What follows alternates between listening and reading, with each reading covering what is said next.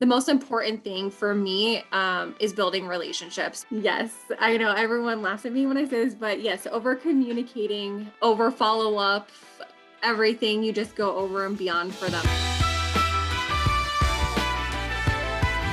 Welcome back, everyone, to this week's Recruiter Fuel. My name is Jen Sula. I'm a delivery lead consultant with Qualigence International. And my guest star today is none other than Jill Coyne, who is also a delivery consultant here at Qualigence and a rock star recruiter. And we are getting her advice today on, okay, you snagged the phone screen, you have a candidate interested. How do you keep them warm in such a crazy market?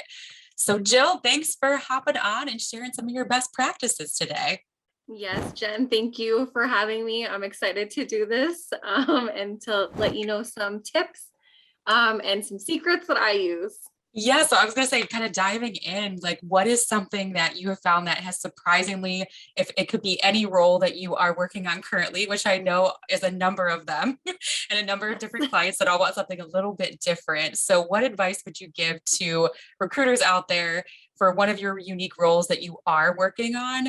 What has been like a selling point that you have really been able to play up or highlight that you found that it has actually resonated well with candidates?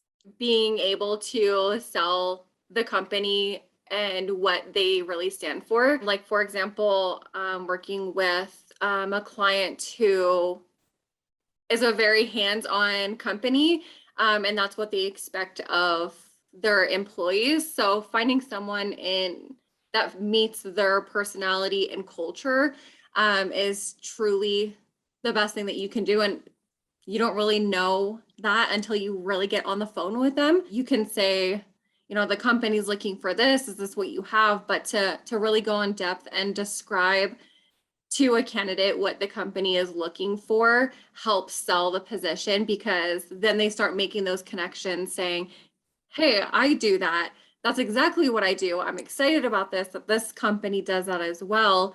I love what they stand for. I love what they do. And they start thinking that they're already a good fit and they're excited about the role. So I think in order to properly sell the position, you have to know the ins and outs of what the client is looking for beyond the job description. Absolutely. I feel like those unique features of a company that will really kind of pull candidates in, especially in the sea of opportunities right now. So I think that's all Yes. great to be able to like reiterate and touch on. And have you found that there are certain questions that have helped you more so during a phone screen to really get a good snapshot of a candidate and if it would be the Yes. best fit? If you want to share kind of some of those Yes. tidbits that you've gained. Absolutely. So when we have the client or a company on the phone, I always love to ask them, because most of the time we either can talk to the hiring manager or we're only talking to HR. When we talk to HR, we're a little bit more limited on the information we can get, but I think what truly defines us and being successful as recruiters is to be able to talk to the hiring manager or have the HR partner very familiar with the hiring manager to know what is a hiring manager like, what personality do they have, what was their career path, what are they into, their interests, different things could help partner new employees really with their hiring managers so that it's a culture fit on both ends. Like, when you have the candidate on the phone and you're talking to them about the culture, you can tell them about the hiring manager, so it's not the unknown.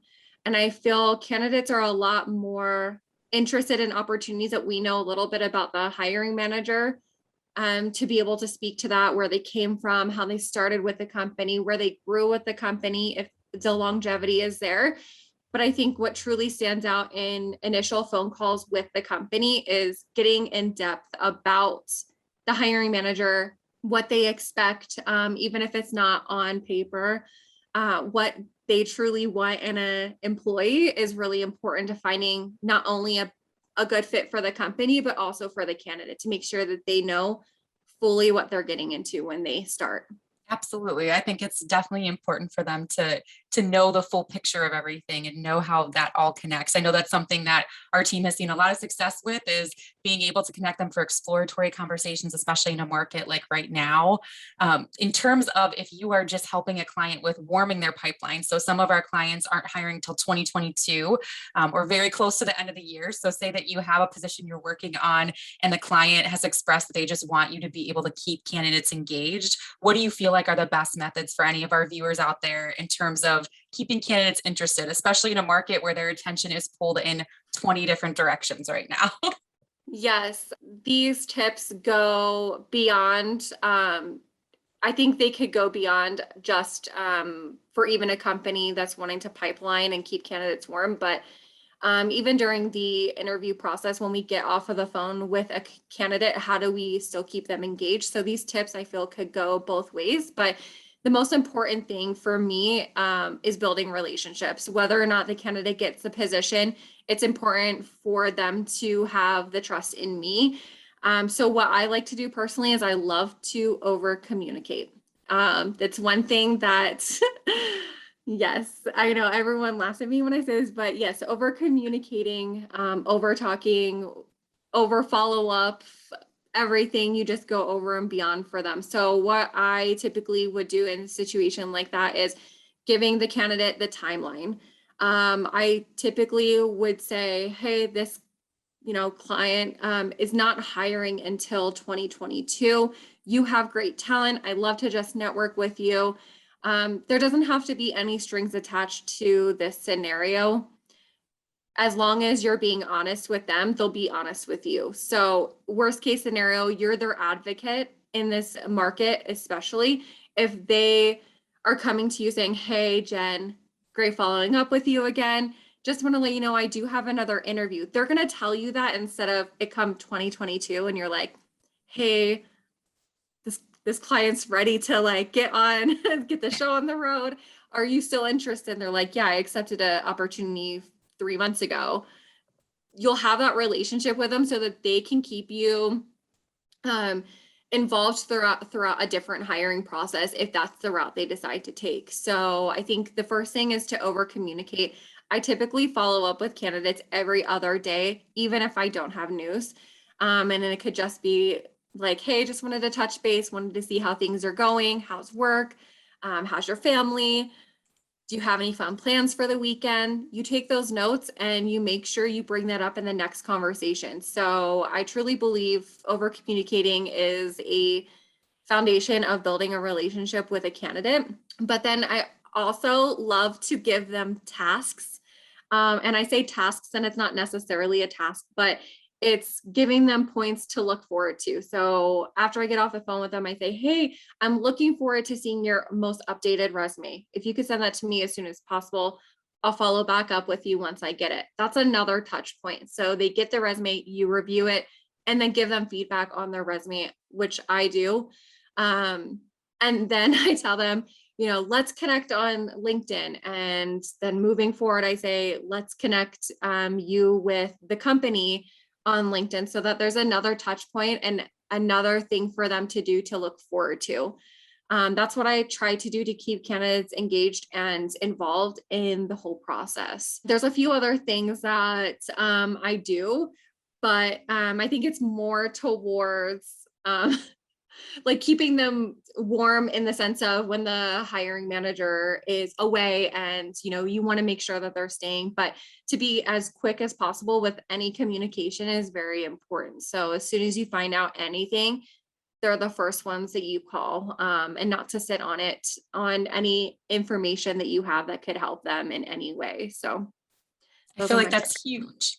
Those are all really good tips, especially having them look forward to something. I love how you put that and making it to where they're engaged in the process, because that is no easy feat. And I am sure that all of our viewers definitely can relate to that. So hopefully those snippets that you shared today will help in their journey as they're coming across the best fits for any of their clients or the company that they are working for. So I just appreciate you letting me take some time out of the hustle and bustle of #recruiter life. So thank you for hopping on with us us all the way from Wyoming because you Yes. are remote with Qualligence, which is awesome. So definitely an example of how remote work is changing the landscape and the job market as well. And so we're happy that everybody has chosen to tune in today. If you have comments or questions, things that we didn't cover that you want us to, different ways or techniques, please leave those in the comments for this video.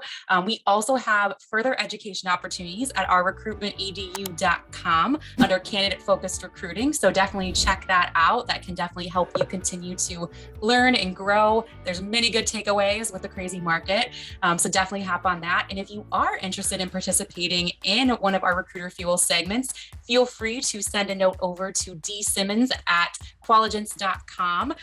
He'll link his email up here just so that you are able to let us know that you're interested in being featured and we can reach back out to you then. So thank you all for joining us today and happy recruiting.